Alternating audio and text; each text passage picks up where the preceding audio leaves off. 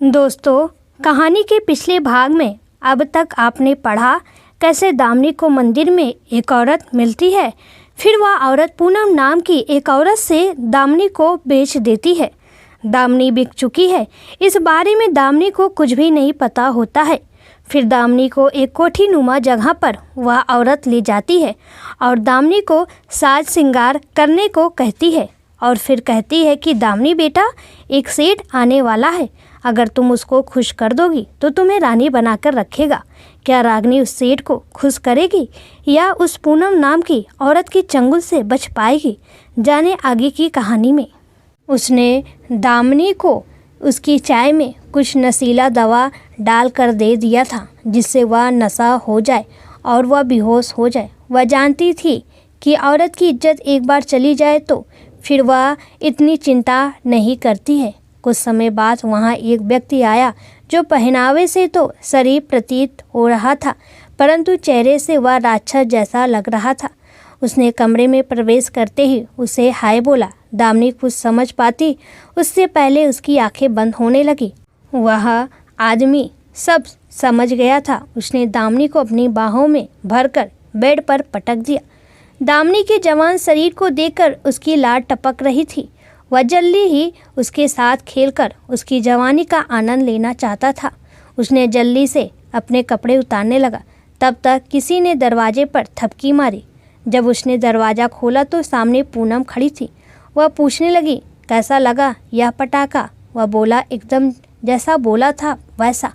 तो रोकड़ा दे, वह भी पूरे 25,000। मैंने तुझसे कहा था ना कि कीमत बाद में बताऊंगी। क्या बोली? 25,000? नहीं पूनम, इतनी कीमत तो ज़्यादा है। वह सेठ बोला, एक जवान है, हाँ या ना, मुझे कोई जल्दी नहीं है, तेरे जैसे कोई और आ जाएगा। पूनम अकड़ते हुए बोली। अब सेठ को सब कहा था, वह तो पागल हो रहा था।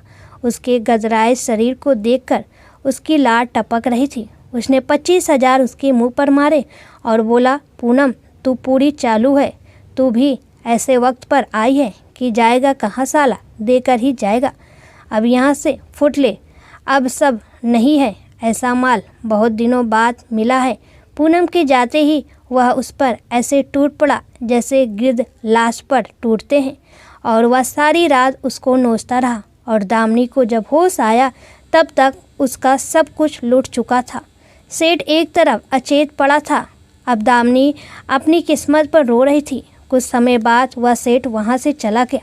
सुबह पूनम आई और पूछने लगी, ऐसे क्यों बैठी है? चल नहा ले, गुस्सा थूक दे, तेरा बेटा मेरे पास है, सोच लेना, कुछ कहना मत। तेरा रात का वीडियो भी मेरे पास है, मैंने बस इशारा किया है, मेरी बात मानेगी तो ऐश करेगी।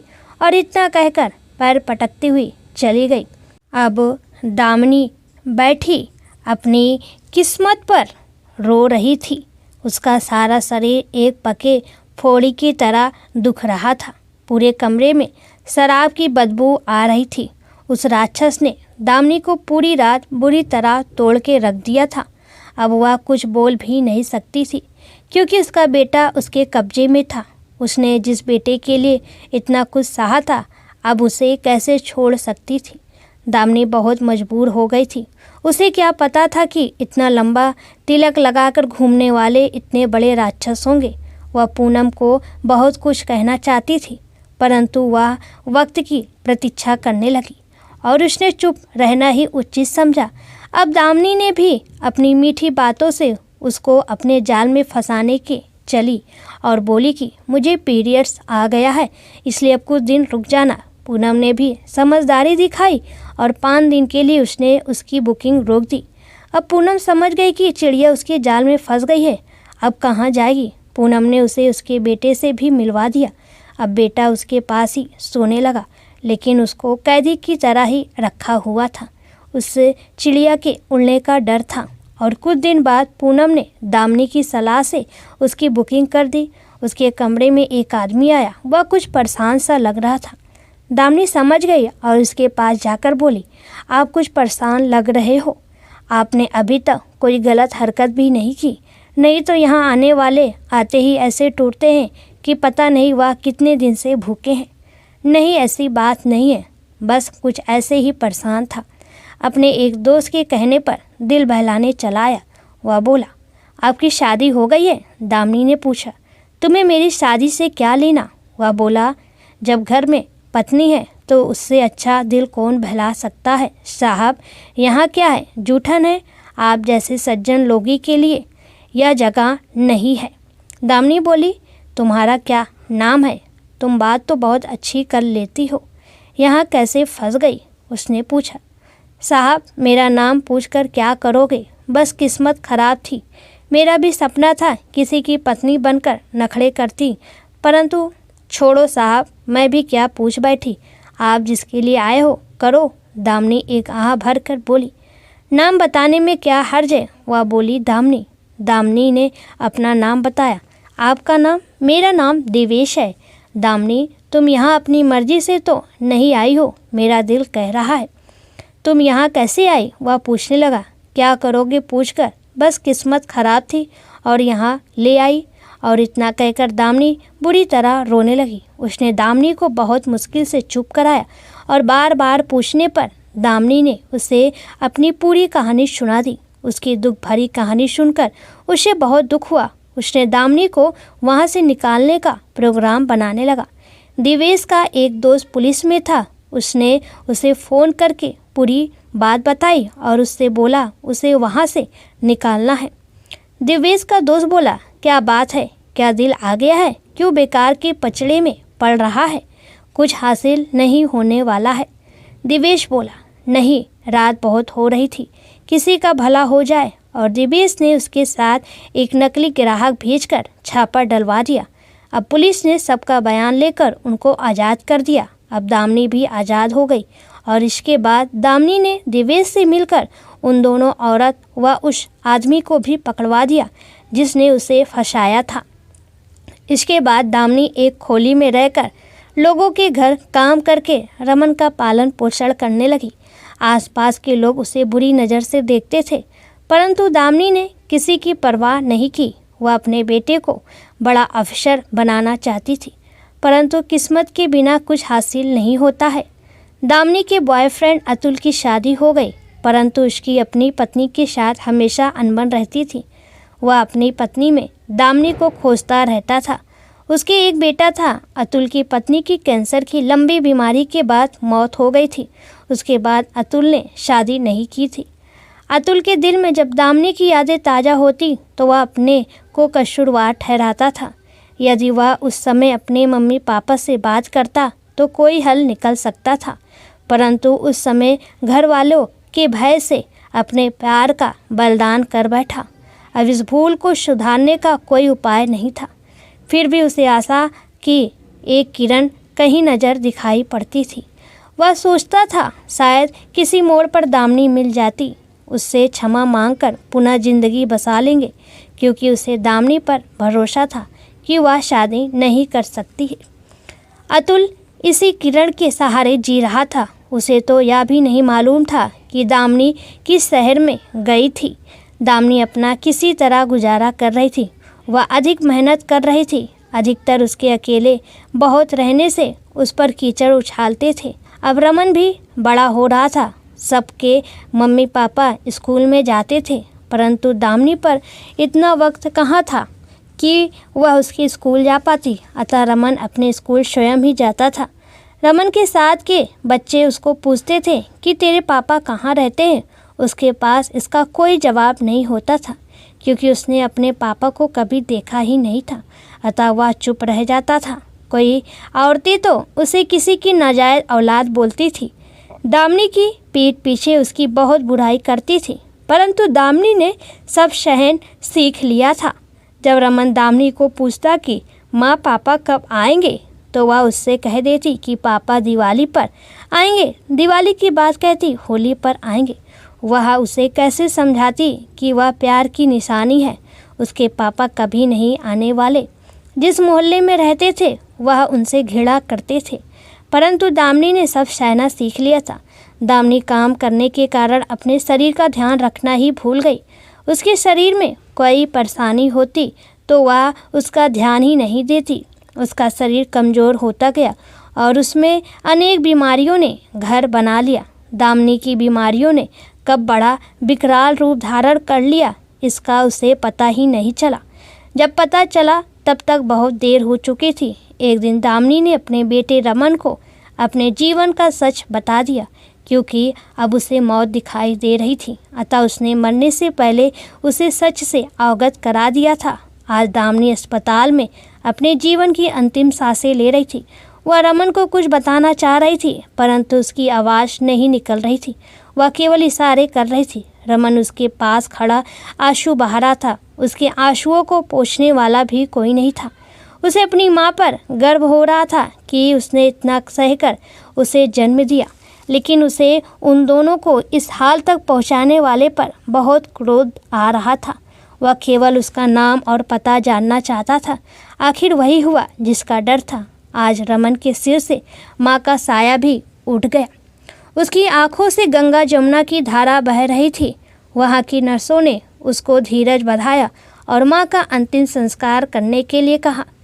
रमन ने सामाजिक संस्था की सहायता से अपनी माँ का अंतिम संस्कार किया और माँ की अस्थियों को गंगा में बहाने से पहले कसम खाई कि मैं उस कमीने को अवश्य खोज कर रहूँगा और उसका गिरेबान पकड़कर पूछूंगा कि उसने ऐसा क्यों किया। रमन की माँ की एक पुरानी सी अटैची थी। वह उसे हमेशा बंद रखती थी। रमन ने भी कभी इस तरह ध्यान भी नहीं दिया था।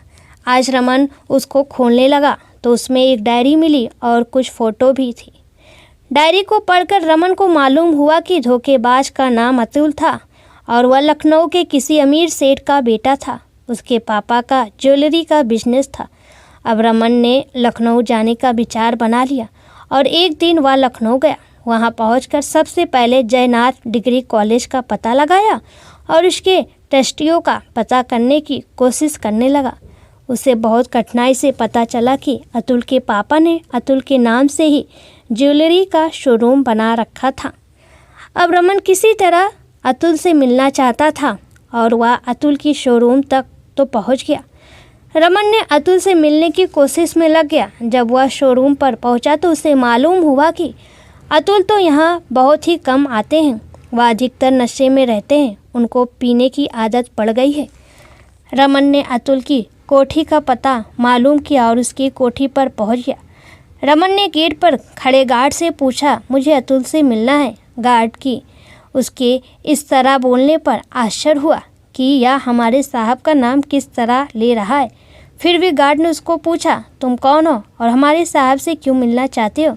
उसने क्या काम है? रमन बोला, उनको यह संदेश दे दो कि दामिनी का संदेश लेकर कोई आया है। गार्ड अंदर गया और बोला, साहब कोई दामिनी का संदेश लेकर आया है। दामिनी का नाम सुनकर अतुल का नशा हिरण हो गया और बोला, उसे अंदर ले आओ। जब गार्ड ने रमन से कहा, साहब आपको अंदर बुला रहे हैं। रमन को आश्चर्य हुआ कि दामिनी के नाम से उसे इतनी आसानी से किसी अजनबी को कैसे अंदर आने की अनुमति दे दी। जब रमन अंदर पहुंचा तो वह वहां का दृश्य देखकर दंग रह गया।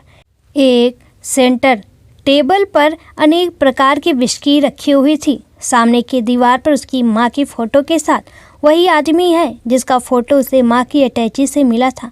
रमन का मस्तिष्क घूम रहा था और वह सोच रहा था कि आदमी भी बहुत अजीब है। जिसने उसकी माँ को अपनी ज़िंदगी से निकाल दिया था, वह आज उसकी फ़ोटो लगाकर क्या दिखाना चाहता है।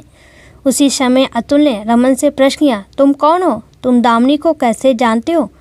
वह कहाँ पर है? एक साथ इतने प्रश्न सुनकर अतुल बोला, मैं उनका बेटा हूँ। मैं आज तुझसे कुछ पूछने आया हूँ। जो पूछना है बाद में पूछना बेटा, पहले मुझे दामिनी से मिला दो। वह पागलों की तरह रमन को पकड़कर बोला, बेटा यह अधिकार आपको किसने दिया? यह अधिकार केवल मेरी माँ को था। रमन ने उत्तर दिया, माँ को था? इसका क्या मतलब? क्या हुआ दामिनी को? अतुल ने रमन को पूछा। माँ मुझे छोड़कर चली गई, रमन ने रोते हुए अतुल को बताया। आज अतुल भी बहुत दुखी था। रमन अतुल को पूछने लगा, आपने मेरी माँ के साथ इतना बड़ा धोखा क्यों किया? आप स्वयं यहाँ कोठी में बैठकर शराब पीकर नाटक कर रहे हो। आप क्या समझो, मुझे सभी नाजायज़ कहते हैं। आपको क्या फ़र्क पड़ता है? आप एक पैग और पीकर सब भूल जाओगे। अतुल बोला, बेटा आज तुम कुछ भी कह सकते हो, मैं तुम्हारा अपराधी हूँ। मुझे इसकी सज़ा अवश्य मिलनी चाहिए। मैंने दामिनी को कहाँ नहीं खोजा, परंतु मैं इसमें सफल नहीं हो सका। कभी तो मैं आत्महत्या करना चाहता था, परंतु यह सोचकर रह जाता था कि शायद किसी मोड़ पर मिलेगी। आज तक इसी आशा से जी रहा था, परंतु आज वह आशा का दीपक भी बुझ गया। लो बेटा, ये रिवॉल्वर और मुझे गोली मार दो, मैं तुम दोनों का अपराधी हूँ। रमन को अब उस पर दया आ रही थी। वह सोचने लगा कि यह सब तकदीर का खेल है, तभी तो उसे सब नाजायज़ व हरामी कहते थे, जबकि मैं नाजायज़ नहीं था। अब मैं उनके मुंह पर तमाचा मारकर कहूँगा कि मैं नाजायज़ नहीं हूँ। मैं अतुल व दामिनी के प्यार की निशानी हूँ। रमन बोला, बेटा, तुझे बेटा कहने का अधिकार तो मैं उसी दिन खो चुका था जिस दिन दामिनी मुझे छोड़कर चली गई थी। अब तेरी मर्जी है, तुझे जो अच्छा लगे वह कर, मुझे दंड दे अथवा माफ़ कर दे।